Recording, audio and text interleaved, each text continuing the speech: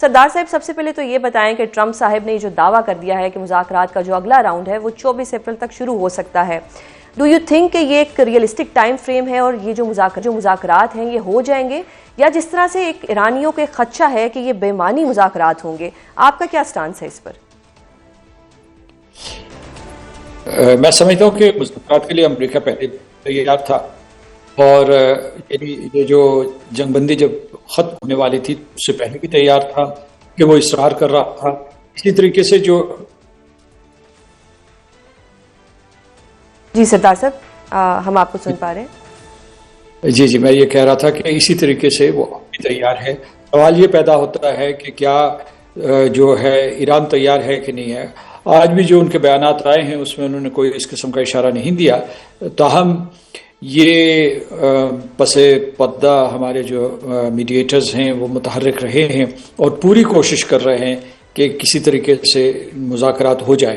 تو میں سمجھتا ہوں کہ جو مذاکرات کے قانونی تکنیکی یا دوسرے پہلو ہیں ان کے اوپر ایک فریقین کو معلوم ہے کہ ایک دوسرے کی کیا پوزیشن ہے، تو ایسی کوئی تیاری کی ضرورت نہیں ہے۔ اگر وہ یہاں آ جائیں، فریقین اور مندوبین یہاں آ جائیں، تو میرا خیال ہے کہ مذاکرات ہو بھی سکتے ہیں اور ان کی اس میں فیصلے بھی ہو سکتے ہیں۔ اگر مکمل فیصلے نہ ہوئے تو کم از کم جزوی فیصلے اور ابتدائی فیصلے ہو سکتے ہیں۔ صحیح سر، خبریں تو یہ بھی آ رہی ہے کہ ٹرمپ صاحب جو ہیں وہ ایک لمبے عرصے کے لیے سیز فائر نہیں چاہتے، بلکہ اگلے 3 سے 5 دنوں کے دوران وہ ایران سے ڈیل کرنا چاہتے ہیں۔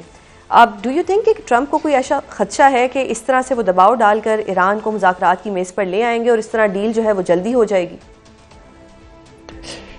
اگر صدر ٹرمپ اپنے لب و لہجے میں تھوڑی سی تبدیلی کرتے ہیں تو شاید جو ہے اس کے امکانات، مذاکرات کے امکانات اور بھی روشن ہو جائیں۔ مثلاً وہ یہ کہتے ہیں کہ ہم ان کو مجبور کریں گے ایرانیوں کو، یا ان کے اوپر دباؤ ڈالیں گے اور ان کے پاس کوئی اور راستہ نہیں ہے، تو یہ ایرانی جو ہے اسے دھمکی کے طور پر لیتے ہیں۔ فرض کیجئے کہ وہ لفظ تبدیل کریں اور کہیں کہ ہم ایرانیوں کو قائل کرنے کی کوشش کر رہے ہیں، یا ایرانیوں کو یہ پیغامات بھیج رہے ہیں کہ مذاکرات کی میز پہ آ جائے، تو پھر جو ہے ایران کا رویہ بھی تبدیل ہو سکتا ہے۔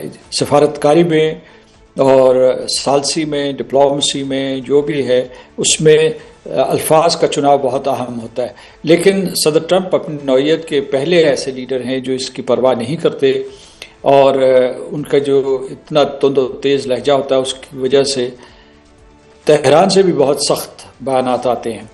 تو ہمیں امید رکھنی چاہیے ثالث کی ذمہ داری یہ ہے کہ وہ فریقین کے بیانات سے متاثر نہ ہو اور نہ ہی اس کی وجہ سے کسی جانبداری کا مظاہرہ کرے، بلکہ دونوں فریقین کو یہ موجودہ صورتحال میں قائل کرے کہ وہ اپنی جو انتہائی پوزیشنز ہیں ان کو چھوڑ کے درمیانی پوزیشنز کی طرف آئے، لچکدار اپنا رویہ کریں تاکہ جو ہے کوئی معاہدہ ہو سکے۔ تو یو تھنک کہ اگر ٹرمپ صاحب اپنے لہجے میں تبدیلی لے آئیں تو کچھ نہ کچھ ہو سکتا ہے، بٹ ایٹ دس سٹیج آپ کو لگتا ہے کہ وہ اپنے لہجے میں کوئی تبدیلی لائیں گے؟ جو اتنے عرصے سے تبدیلی نہیں لے کے آئے، کیا اب وہ کوئی تبدیلی لے آئیں گے؟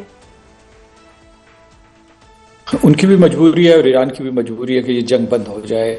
ایران کی الگ وجوہات ہیں، امریکہ کی الگ وجوہات ہیں۔ ایران کی وجوہات یہ ہیں کہ ان کی معیشت برے طریقے سے تباہ و برباد ہوئی ہے، ان کی تمام بندرگاہوں کی ناکہ بندی کر دی ہے ایران نے، اور وہاں جو تباہی و بربادی ہے اس کے لیے ان کو تعمیر نو کے لیے وقت چاہیے، اور امریکہ جو ہے اس کے اوپر اندرونی دباؤ ہے، وہ اپنے حلیف کھو چکے ہیں، اور صدر ٹرمپ کے بیانات کی وجہ سے اور جنگ کے تسلسل کی وجہ سے، اس کی کنٹینیوٹی کی وجہ سے ساری کی ساری عالمی منڈیاں ایک بہت ہی بحران کا شکار ہیں۔ ان میں مسلسل اتار چڑھاؤ رہتا ہے، کوئی چیز بھی یقینی نہیں ہے کہ کیا، یعنی جو اس کے اسٹاک ایکسچینجز ہیں یا اس کے علاوہ کروڈ آئل کی پرائس ہے، اس میں کوئی استحکام آئے گا یا نہیں آئے گا۔ تو اس لیے یہ ہے کہ دونوں کی مجبوری ہے۔ آپ کا سوال یہ کہ کیا صدر ٹرمپ اپنا لب و لہجہ تبدیل کر سکتے ہیں، تو میرا خیال اس کا امکان نہیں ہے۔ آپ نے درست کہا کہ ان کی شخصیت جیسے بھی ہے، منفرد شخصیت ہے، وہ ان کے پہلے دور حکومت میں بھی ایسی رہی، اور اس سے پہلے جو ہے ان کا ایک طویل عرصہ ہے جس میں وہ ایک ریئل اسٹیٹ ٹائکون رہے، جو ریئلٹی شو ہوسٹ رہے۔ تو وہ اس قسم کی اور اب ان کے پاس ایک آلہ بھی ہے جس کو کہتے ہیں کہ ٹروتھ سوشل، جس کی وجہ سے وہ پوری کی پوری دفاعی اور سفارتی یا جو بھی خارجہ پالیسی کے جتنے بھی امور ہیں اس کے بارے میں وہ خود ہی فیصلہ کرتے ہیں، وہ فرد واحد ہیں جو فیصلہ کرتے ہیں. اس میں میرا خیال ہے کہ انسٹیٹیوشنل انپٹ ہوگا، لیکن اس کی آرٹیکولیشن، اس کی کمیونیکیشن صدر ٹرمپ صرف اپنی مرضی کے مطابق کرتے ہیں. سر، جو ٹرمپ صاحب کی پرسنالٹی ہے، ہی از انپریڈکٹیبل. جس طرح سے انہوں نے پہلے یو ٹرن لیا، انہوں نے کہا کہ سیز فائر ایکسٹینڈ نہیں ہوگا، پھر پاکستان کے کہنے پہ سیز فائر ایکسٹینڈ کیا. جے ڈی وینس صاحب نے پاکستان آنا تھا، ان کا دورہ بھی مؤخر ہوا. پاکستان کی قیادت کے لیے کتنی بڑی یہ سفارتی کامیابی ہے ٹرمپ صاحب کو منا لینا اور جو سیز فائر تھا اس کو ایکسٹینڈ کرنا اور دوبارہ مذاکرات کی ٹیبل پر لانا؟ پاکستان کی کئی کامیابیاں ہیں. پہلی کامیابی تو یہ ہے کہ جہاں دنیا کے تمام ادارے کوئی پیش قدمی نہ کروا سکے، وہاں پاکستان نے پہل کی اور بڑی ماہرانہ سفارتکاری کے ذریعے پہلے یہاں علاقائی اتفاق پیدا کیا. جتنے بھی تھے مصر، ترکی، سعودی عرب اور پاکستان نے مل کر جو ہے ایک ایجنڈا ترتیب دیا. اس کے بعد چین کی حمایت حاصل کی، اور اب جب پاکستان اس مرحلے پہ پہنچا تو یعنی جب اس نے مذاکرات کا پہلا دور کروایا تو اسے ساری دنیا سے مبارکباد آ رہی تھی. وہ یورپ سے آ رہی تھی، روس سے آ رہی تھی، اس کے بعد جو ہے جاپان سے آئی ہے، ساؤتھ کوریا سے آئی ہے.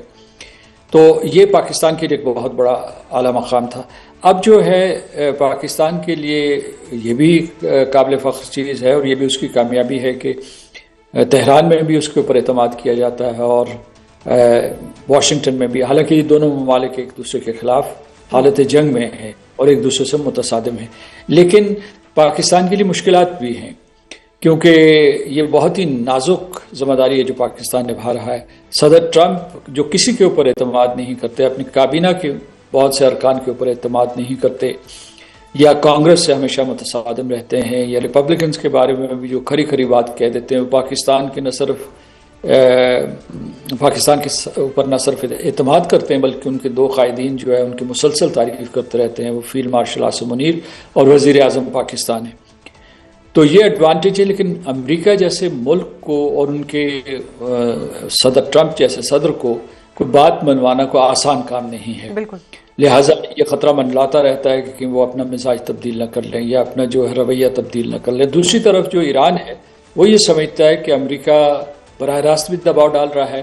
تو پاکستان کے لیے ایک حساس معاملہ یہ ہے کہ اگرچہ ایران پاکستان کے اوپر اعتماد کرتا ہے، کہیں وہ یہ نہ سمجھے کہ ہم امریکہ کے کہنے کے اوپر یہ سب کچھ کر رہے ہیں.